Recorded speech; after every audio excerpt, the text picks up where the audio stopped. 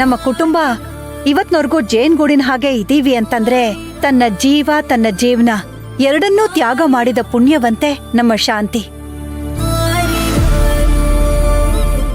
ಅಂಥ ನನ್ನ ದೇವತೆ ಸ್ಥಾನಕ್ಕೆ ನಿಮ್ಮ ಮನೆ ದೇವತೆನ ನಮ್ಮ ಮನೆ ಸೊಸೆಯಾಗಿ ಮಾಡ್ಕೋತಾ ಇದೀವಲ್ಲ, ನಿಜಕ್ಕೂ ನಮ್ಮ ಭಾಗ್ಯ ವೀರಣ್ಣವ್ರೆ. ತಾನಾಗೆ ಬರ್ತಿದ್ದ ಅದೃಷ್ಟ ಎಲ್ಲಿ ನಮ್ ಕೈ ತಪ್ಪಿ ಹೋಗುತ್ತೋ ಅಂತ ನಮ್ಮೆಲ್ರಿಗೂ ದೊಡ್ಡ ಚಿಂತೆ ಆಗೋಗಿತ್ತು. ನಿಮಗೆ ನಾನು ಧನ್ಯವಾದ ಹೇಳ್ತೀನಿ ವೀರಣ್ಣವ್ರೆ.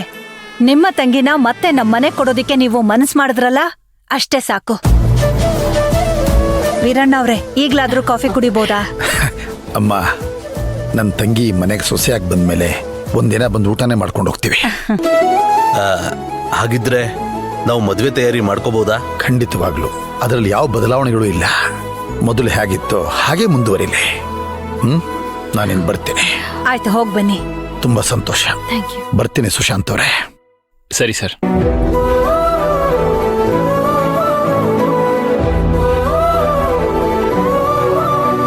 ಸಿದ್ದು,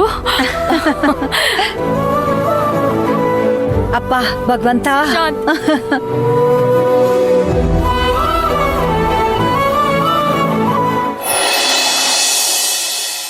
ರೀ, ಎಲ್ಲಿ ಹೋಗ್ಬಿಟ್ರಿ ಇವರು?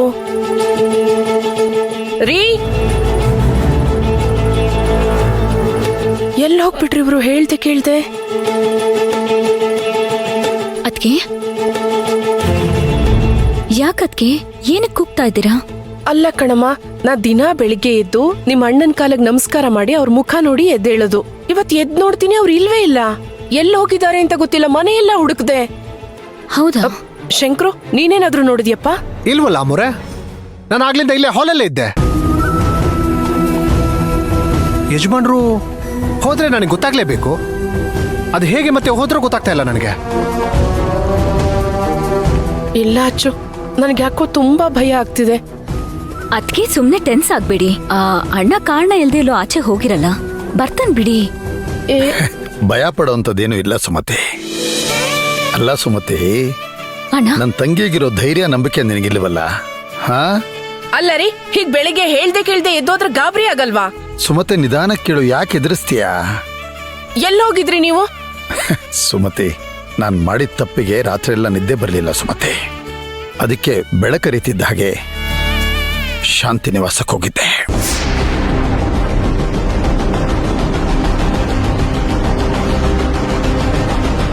ಅಣ್ಣ, ನೀನ್ ಯಾಕೆ ಅಲ್ಲಿಗೆ ಹೋಗಿದ್ದೆ? ಅಮ್ಮ, ಕ್ಷಮೆ ಕೇಳಕ್ ಹೋಗಿದ್ದೆ ಕಣಮ್ಮ. ಸಾರಿ ಕೇಳಕ್ಕ? ನೀನ್ ಯಾಕಣ್ಣ ಸಾರಿ ಕೇಳ್ಬೇಕು? ಅಲ್ಲಮ್ಮ, ತಪ್ಪು ಮಾಡದ್ಮೇಲೆ ಹೋಗಿ ಅವ್ರ ಹತ್ರ ಕ್ಷಮೆ ಕೊಡೋದ್ರಲ್ಲಿ ಏನಮ್ಮ ತಪ್ಪು? ಅಣ್ಣ, ನಾನ್ ಇದನ್ನ ಒಪ್ಪಲ್ಲ ಅಣ್ಣ. ನಮ್ಮಣ್ಣ ಯಾವತ್ತೂ ತಪ್ಪು ಮಾಡೋನಲ್ಲ. ನೀನ್ ಅವ್ರ ಮುಂದೆ ಕ್ಷಮೆ ಕೇಳ್ಬಾರ್ದಾಗಿತ್ತು ಅಣ್ಣ. ಬಾ, ವಾಪಸ್ ಹೋಗೋಣ. ಬಾ, ವಾಪಸ್ ಹೋಗೋಣ. ಬಾ. ಅಲ್ಲಮ್ಮ ಅಣ್ಣ ಪ್ಲೀಸ್, ನೀನ್ ಕೇಳಿರೋ ಕ್ಷಮೆನ ವಾಪಸ್ ತಗೊಳ್ಳೋಣ. ಬಾ. ಅಮ್ಮ, ನೀನು ನನ್ನ ಮಾತನ್ನು ಪೂರ್ತಿ ಕೇಳಿಸ್ಕೊತಾ ಇಲ್ಲ. ಅದು ಶಾಂತಿ ನಿವಾಸ ಕಣಮ್ಮ. ಕ್ಷಮೆ ಕೇಳಕ್ ನಾನು ಹೋದೆ, ಆದ್ರೆ ಅವ್ರು ಯಾರೋ ಅದನ್ನ ಸ್ವೀಕರಿಸ್ತಿಲ್ಲ ಕಣಮ್ಮ. ನಾನು ಕ್ಷಮೆ ಕೇಳಕ್ ಬಿಡ್ಲೇ ಇಲ್ಲ ಅವರು. ನಿಜವಾಗ್ಲು ಆ ಮನೆಯಲ್ಲಿರೋರೆಲ್ಲ ದೊಡ್ಡ ಮನಸ್ಸಿರೋರೇ ಕಣಮ್ಮ. ತುಂಬಾ ದೊಡ್ಡ ಮನಸ್ಸಿರೋರು. ಏನಣ್ಣ ಹೇಳ್ತಿದ್ಯಾ? ಹೌದು ಅಚ್ಚು, ರಾತ್ರಿ ಎಲ್ಲ ನಿದ್ದೆ ಬರದೆ ಹೊರಡಾಡ್ಬಿಟ್ಟೆ. ಯಾವಾಗ ಬೆಳಕರಿಯತ್ತೋ ಅಂತ ಕಾಯ್ಕೊಂಡಿದ್ದು ಅವ್ರ ಮನೆ ಮುಂದೆ ಹೋಗಿ ಬಾಮಿನಿ ಅಮ್ಮನಿಂದ ಹಿಡಿದು ಎಲ್ರ ಮುಂದೇನು ಕ್ಷಮೆ ಕೇಳೋಕೆ ಹೋಗ್ಬಿಟ್ಟೆ ಕಣಮ್ಮ. ಆದ್ರೆ ಅವರೆಲ್ಲ ಏನಂದ್ರು ಗೊತ್ತಾ?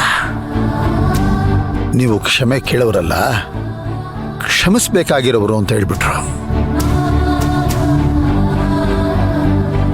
ಅದೆಲ್ಲಕ್ಕಿಂತ ಮುಖ್ಯವಾಗಿ ಸಿದ್ಧಾರ್ಥ ಅವರೊಂದು ಮಾತು ಹೇಳಿದ್ರು ಕಣಮ್ಮ. ನಮ್ಮ ಸುಶಾಂತು ಅಚ್ಚು ಮದುವೆಯಲ್ಲಿ ಇದೊಂದು ದೃಷ್ಟಿ ತರ ನಡೆದೋಗಿರೋ ಘಟನೆ, ಇದನ್ನ ಮರ್ತು ಬಿಡಿ ಅಂತ ಹೇಳಿದ್ರು. ಅದೇ ನಿಜ ಅಲ್ವಾ ಅಂತ ನಂಗೂ ಅನ್ನಿಸ್ಬಿಡ್ತು. ಅದಕ್ಕೆ ಅಲ್ಲ ರೀ, ಅವತ್ ಲಗ್ನ ಪತ್ರಿಕೆ ಬಿಸಾಕಕ್ ಹೋದಾಗ ತಡೆದಿದ್ ನಾನೇ ಅಲ್ವಾ? ನೋಡ್ದೇನಮ್ಮ, ಮನೇಲಿ ಏನೇ ಒಳ್ಳೇದು ನಡೆದ್ರು ಅದಕ್ಕೆ ಕಾರಣ ನಾನೇ ಅಂತ ಮುಂದೆ ಬಂದ್ಬಿಡ್ತಾಳೆ ನಿಮ್ಮ ಅತ್ತಿಗೆ. ಆ,